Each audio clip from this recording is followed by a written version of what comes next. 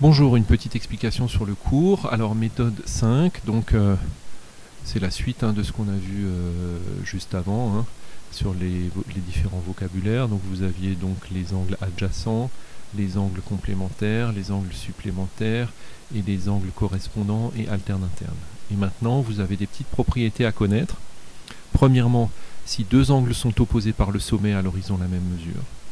Donc dans l'exemple ici, si vous prenez l'angle ZGT qui mesure 72 degrés et l'angle VGE, ils sont opposés par le sommet. Ça veut dire que l'angle VGE mesure lui aussi 72 degrés, puisque si deux angles sont opposés par le sommet, alors ils ont la même mesure.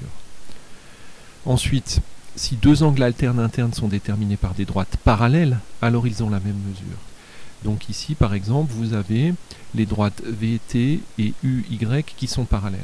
Si vous savez que les droites sont parallèles, et seulement dans le cas où vous savez que les droites sont parallèles, alors vous avez des angles alternes internes qui sont de la même mesure.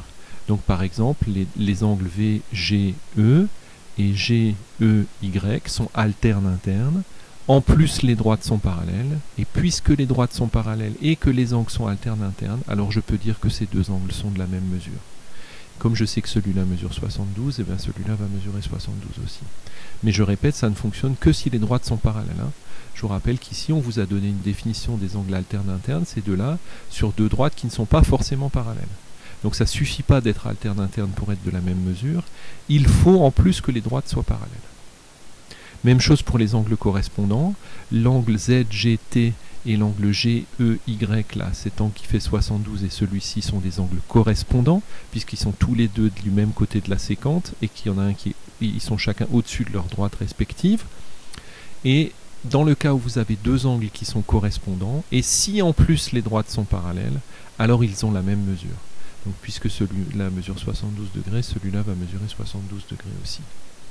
Donc je répète bien, comme je vous l'ai dit pour les angles alternes internes, on vous a donné ici une définition des angles correspondants. Et pour être correspondant, il ne faut pas forcément que les droites soient parallèles. Ces deux angles-là sont bien correspondants et pourtant les droites ne sont pas parallèles. Mais si vous avez des angles correspondants et qu'en plus les droites sont parallèles, alors dans ce cas-là, vous pouvez dire que les deux angles sont de même mesure. Donc si on prend l'exemple ici de ce dessin qui a été fait à main levée, on vous dit que les droites ZZ' et UU' sont parallèles. Donc ça c'est très important. Et on vous demande de trouver la mesure de l'angle X',RZ'. Donc X',RZ', c'est l'angle qui est là. On aimerait bien trouver cet angle-là. Donc cet angle-là, c'est pas difficile. Il est supplémentaire avec celui de 113 degrés. Donc vous pouvez trouver sa mesure. Je vous laisse faire le calcul. Et ensuite, étant donné que les deux droites sont parallèles et que cet angle-là est alterne interne avec celui-là, eh bien celui-là aura la même mesure que celui-ci. Voilà, je vous laisse rédiger tout ça. Ensuite, vous avez la propriété contraire. Si vous savez que vous avez des angles alternes internes qui sont de même mesure, alors ça veut dire que les droites sont parallèles. Par exemple ici, vous avez deux angles ici qui sont alternes internes et ils ont la même mesure, c'est marqué sur l'énoncé. Qu'est-ce que vous pouvez en déduire? Eh bien, vous pouvez en déduire que la droite YY' et ZZ' sont parallèles. Voilà. De la même façon, si vous avez des angles correspondants, qui sont de même mesure, alors vous pouvez dire que les droites sont parallèles. Et donc, s'ils ne sont pas de même mesure, ça veut dire que les droites ne sont pas parallèles. Par exemple, ici, vous avez deux angles qui sont correspondants, celui de 112 degrés et celui de 108 degrés.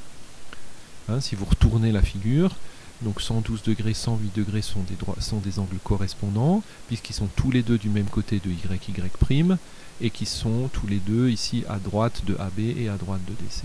Mais comme ils ne sont pas de même mesure, ça veut dire que les deux droites UU' et XX' ne sont pas parallèles. Donc je vous laisse faire ce petit exercice-là aussi pour le cours de vendredi, pour qu'on puisse en discuter ensemble.